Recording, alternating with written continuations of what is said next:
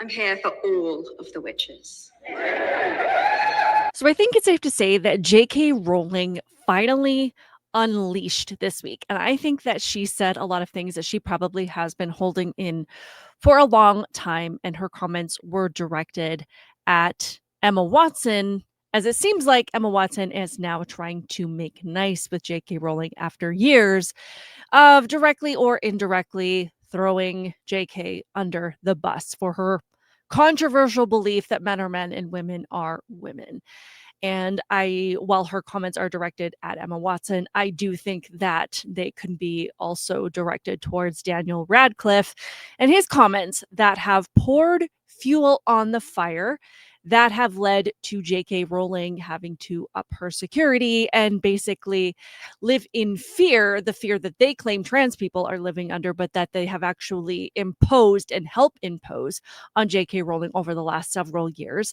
So we're going to get into some of the things that Emma Watson has said recently that are not really an apology, but maybe kind of a sideways, like trying to make nice situation, and what J.K. Rowling said in response, because it was beautiful.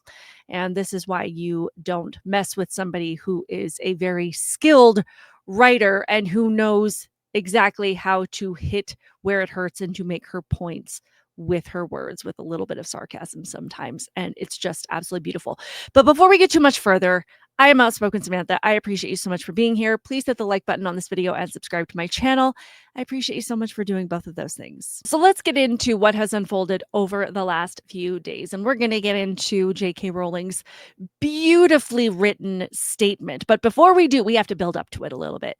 So Emma Watson, we saw her little comments in the beginning about how she's here for all witches, which was a speech that she gave at some award ceremony that nobody watches and nobody cares about in 2022. And she was obviously referring to that was kind of her sideways comments toward J.K. Rowling, saying that men are not women, and Emma basically saying, I'm here for all witches, witches who identify as witches and wizards who identify as witches and want to be witches and believe that they are, so we should accept them as that. So that was basically what her comment was. Well, she went on a podcast recently. Don't know which podcast, don't really care. But she, I believe, was asked about what her relationship with J.K. Rowling is right now, something along those lines, whether or not things are okay. And she gave this really long winded, dramatic, wordy answer. It was really obnoxious to listen to, but if I had to hear it, so do you. So we're going to listen to it. It's only a minute long. So if you want to skip ahead, I don't blame you. But this is what she had to say. Ever cancel her out or cancel that out for anything. It has to remain true. It is true. And this is where this like holding of these, I just don't know what else to do other than hold these two seemingly incompatible things together at the same time and just hope maybe they will one day resolve or like co-join themselves, and maybe accept that they never will, but that they can both still be true. And I can love her. I can know she loved me. I can be grateful to her. I can know the things that she said are true.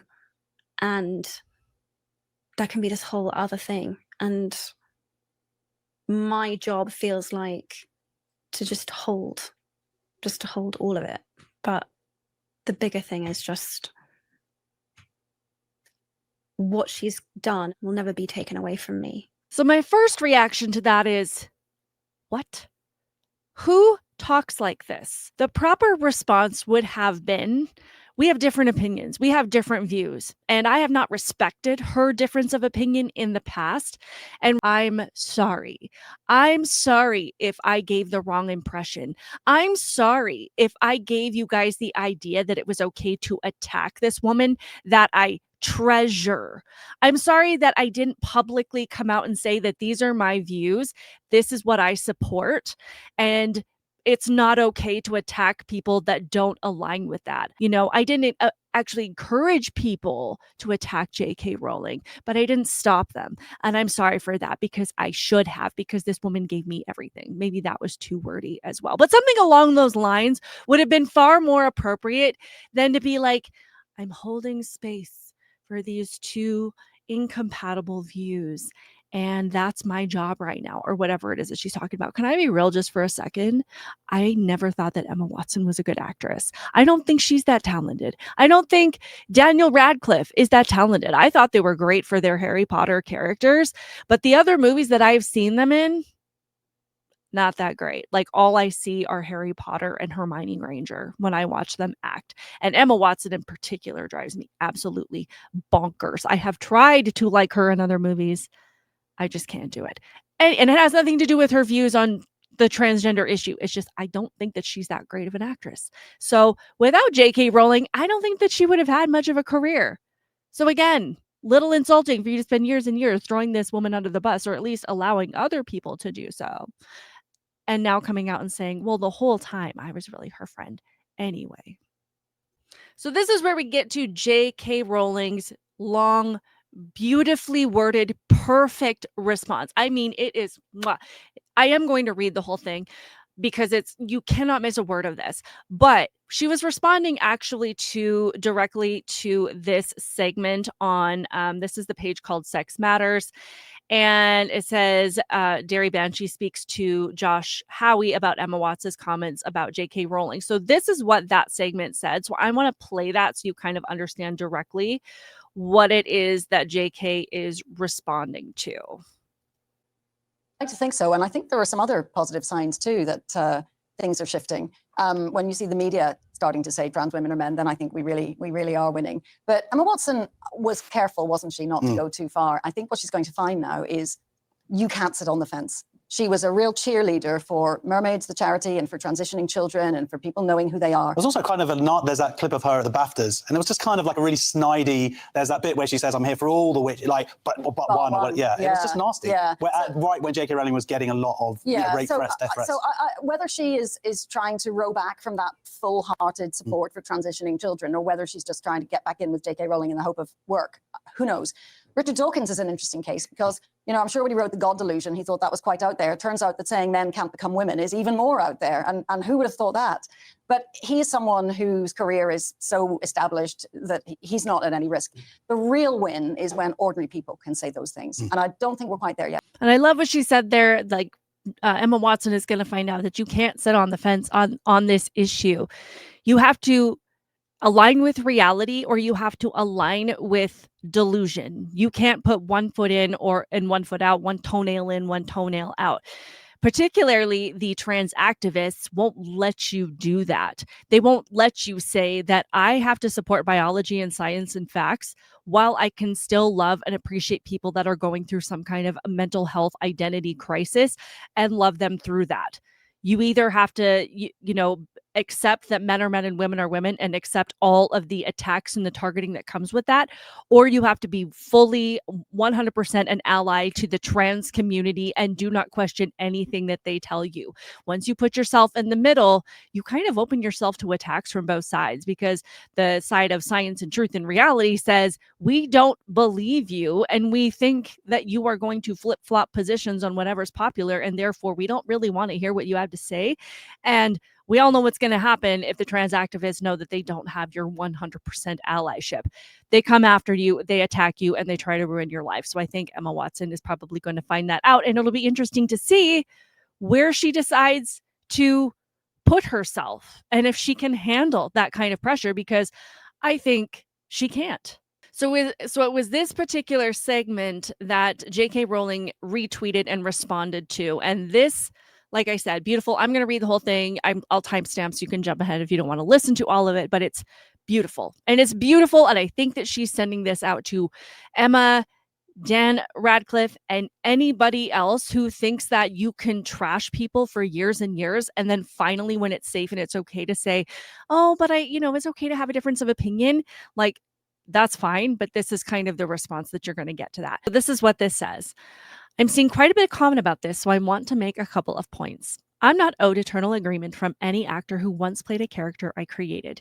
The idea is as ludicrous as me checking with the boss I had when I was 21 for what opinions I should hold these days. Emma Watson and her co-stars have every right to embrace gender identity ideology. Such beliefs are legally protected, and I wouldn't want to see any of them threatened with loss of work or violence or death because of them. However, Emma and Dan in particular have both made it clear over the last few years that they think our former professional association gives them a particular right, nay obligation, to critique me and my views in public. Years after they finished acting in Potter, they continued to assume the role of de facto spokespeople for the world I created. When you've known people since they were 10 years old, it's hard to shake a certain protectiveness. Until quite recently, I hadn't managed to throw off the memory of children who needed to be gently coaxed through their dialogue in a big, scary film studio.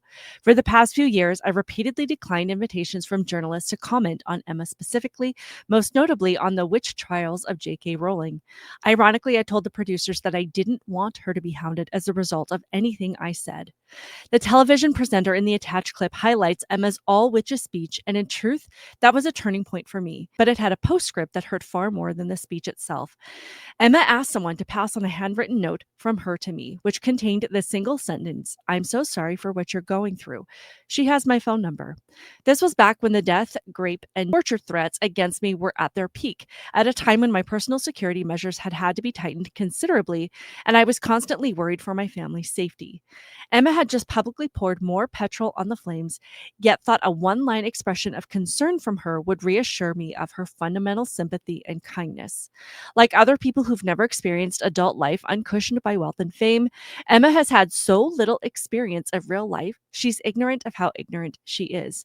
She'll never need a homeless shelter. She's never going to be placed on mixed-sex public hospital ward. I'd be astounded if she's been in a high street changing room since childhood. Her public bathroom is single occupancy and comes with a security man standing guard outside the door. Has she had to strip off in a newly mixed sex changing room at a council run swimming pool? Is she ever likely to need a state run grape crisis center that refuses to guarantee an all female service? To find herself sharing a prison cell with a male rapist who is identified in the women's prison? I wasn't a multimillionaire at 14. I lived in poverty while writing the book that made Emma famous. I therefore understand from my own life experience what the trashing of women's rights, in which Emma has so enthusiastically participated, means to women and girls without her privileges. The greatest irony here is that had Emma not decided in her most recent interview to declare that she loves and treasures me, a change of tack I suspect she's adopted because she's noticed full-throated condemnation of me is no longer quite as fashionable as it was, I might have never been this honest. Adults can't expect to cozy up to an activist movement that regularly calls for a friend's assassination, then assert their right to the former friend's love, as though the friend was in fact their mother. Emma is rightly free to disagree with me and indeed to discuss her feelings about me in public, but I had the same right, and I finally decided to exercise it. So obviously there was a lot there, but a couple things that really stood out to me is that a lot of these people that have these positions on the transgender movement really don't have a whole lot at stake. And Emma Watson is one of them. You know, she can get out there and advocate and say that it's okay for men to become women and go into all of our spaces and sports and take advantage of our opportunities, but she's never had to lose out on that. She can go to a bathroom and have private security. She isn't involved in the athletic field, so she isn't going to ever have to lose out on a scholarship or an award or a place on the podium or anything like that. And I feel like a lot of the people, again, that advocate for these policies don't really understand what it is that they're advocating for. And a lot of times they don't really seem to care, especially for people that claim to be the party of love, compassion, empathy, and all of these things, because they consistently advocate for 0.01% of the population while ignoring the very real and valid concerns, worries, threats that every other woman faces when they have to deal with these things. J.K. Rowling is saying, I have been in places that you have not been. I wasn't a millionaire when I was a child. I haven't had private security since I was a kid. I actually had to live in women's shelters. I've actually, participated in organizations that have advocated for rights of women in prison. I've had to actually do a lot of work to keep women safe because of the very things that people like Emma Watson have advocated for. And J.K. Rowling finally put her foot down and said, enough is enough. You guys are the problem, and you guys don't even understand or care about how ignorant and dangerous your positions have been, not only to millions of women, but to me personally. There's a whole new level of frustration that comes with what Emma Watson is saying now, because rightfully so, J.K. Rowling is saying, yeah, you're doing this because it's easy now, because it's popular now, because it's okay now. You didn't do it when it matters. You didn't defend your friend that you supposedly treasure when JK was at the height of these threats and having to walk around with more security and worrying for her family's safety. You didn't do it then, despite this one little handwritten note that was supposed to make it all better.